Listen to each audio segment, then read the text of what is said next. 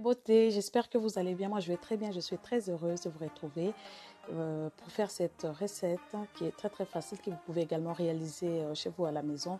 Donc, vous allez avoir besoin des huiles de votre choix. Moi, je vais utiliser essentiellement les huiles marquées là-dessus. Et vous pouvez remplacer le beurre de karité par l'huile de coco si ça vous convient. Donc, et un émulsifiant, ça c'est très important, ça ne peut pas manquer car c'est ça qui permet de mélanger l'eau et l'huile.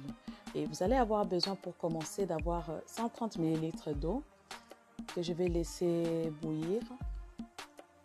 Et ensuite, je vais rajouter des cuillères à café, mais bien rasées de graines de lin.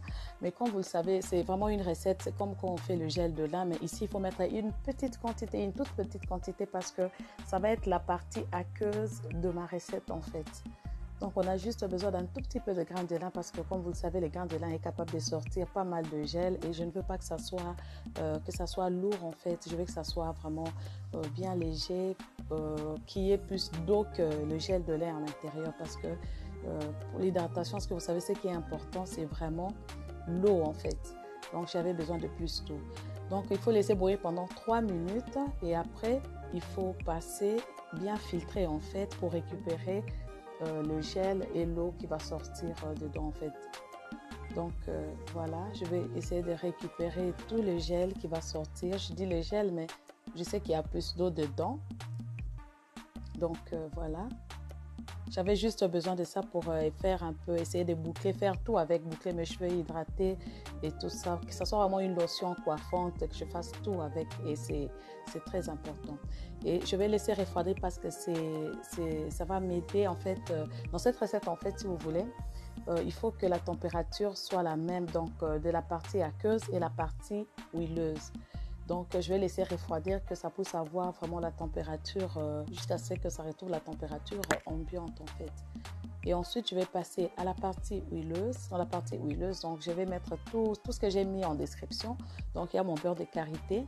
Je vais simplement rajouter mon émulsifiant et voilà, et laisser fondre le beurre de karité dans un bain-marie et à ce moment-là, je vais vérifier le gel que j'avais mis de côté refroidir. Je vais les remettre encore dans un bain-marie pour les réchauffer en même temps parce que je dois avoir les mêmes températures en fait pour dans les deux récipients. Donc pour les deux pots en fait. C'est très important.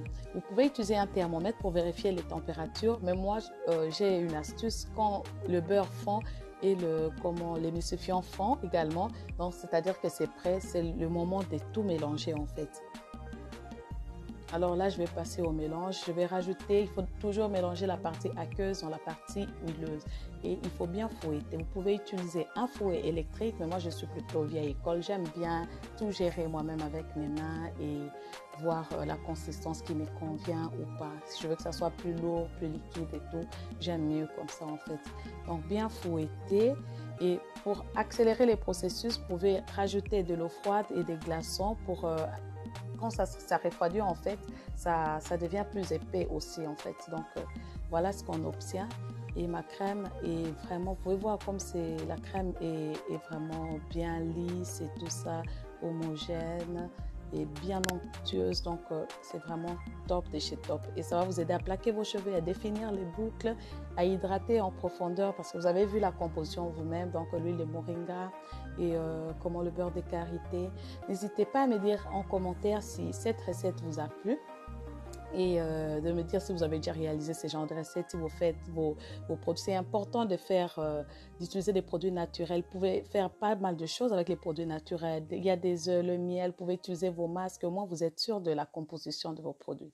Donc, je vais rajouter un conservateur parce que je vais quand même les garder peut-être un mois, peut-être moins. Donc, voilà.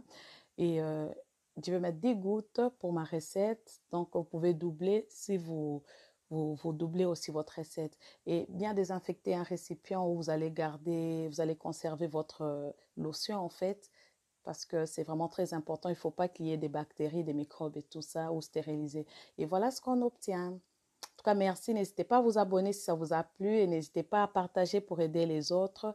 Et je vous dis à très bientôt pour une prochaine vidéo. Au revoir mes beautés.